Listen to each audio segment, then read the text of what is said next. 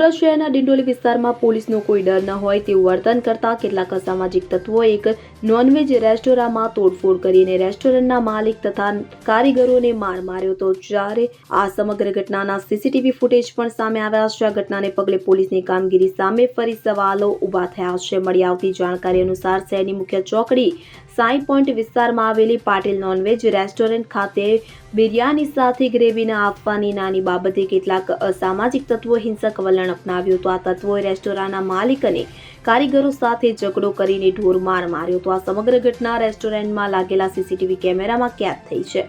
ચોંકાવનારી વાત એ છે કે રેસ્ટોરન્ટ ડિંડોલી પોલીસ સ્ટેશનના ડી સ્ટાફ ઓફિસથી માત્ર 100 મીટરની દૂરીએ છે. છતાં આવા અસામાજિક તત્વો ખુલ્લેઆમ આતંક મચાવતા જોવા મળ્યા છે. ત્યારે સીસીટીવી ફૂટેજ સામે આવતાની સાથે જ ડિંડોલી પોલીસ હરકતમાં આવી છે.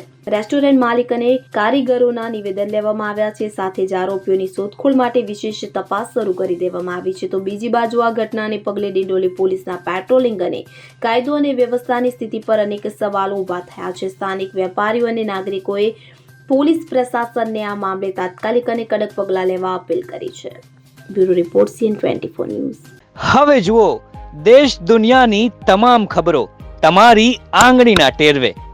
ઉઠાવો મોબાઈલ અને Google Play Store પરથી ડાઉનલોડ કરો અમારી CN24 ન્યૂઝ મોબાઈલ એપ.